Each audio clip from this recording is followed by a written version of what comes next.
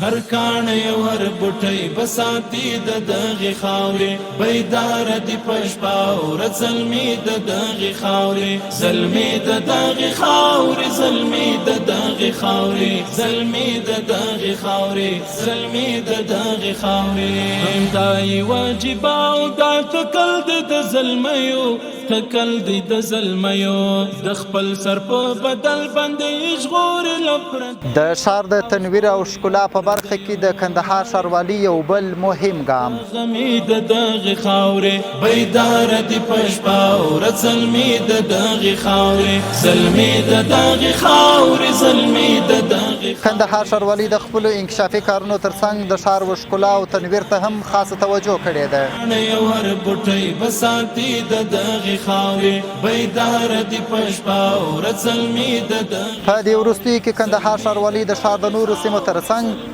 تازه د شهیدانو څلور لارې څخه شروع بیا تر ډنډ څلور لارې پورې غځېدلې سړک روښانه کړي د خدای سره مو کړي دي همدارنګه وعدې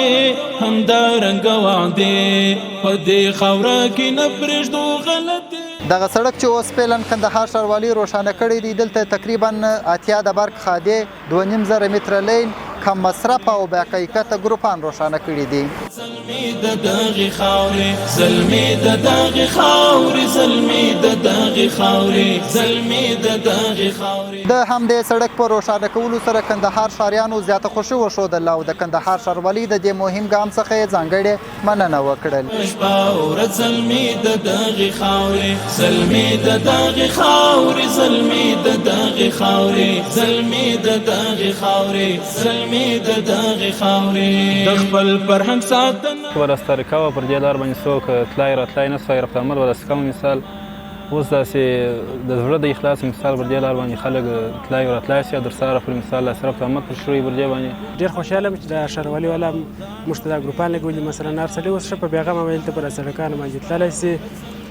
که هر وخت پر تللی سي د شپې هر وخت کې او بل مثلا د ډېر حده پورې د غلو مخنیوی کېږي چې مثلا غله ته بیا نسي ګرځېدلی زلمي د دغې خاورې هر کاڼی او هر بوټی بساتي د دغې خاورې بیدار دي په شپه او ورځ زلمي د دغې خاورې خدای سي پخوا چې ګروپان نه وه یو خو پیاده خلک چې پر پښو تله هغه راتګ پر دا خوا سم نسو کولی یو د غلو د وجې څه او بل تاریکه وه اوس شکر دی الحمدلله ښه ګروپان ولګېده خلک ځي ورځي لکه ورځ چې یې د کندهار ښاروالۍ دغه څراغونه لګولي دي زه هره شپه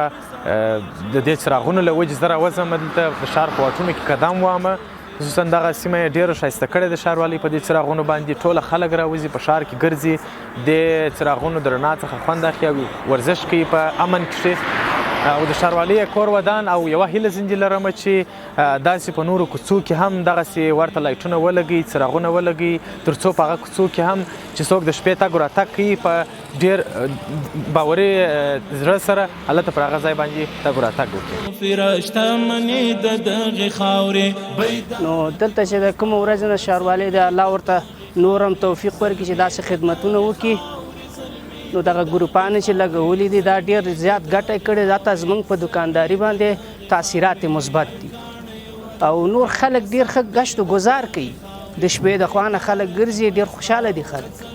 د دغې خاورې زلمي د دغې خاورې زلمي د دغې خاورې زلمي د دغې خاورې زلمي د دغې خاورې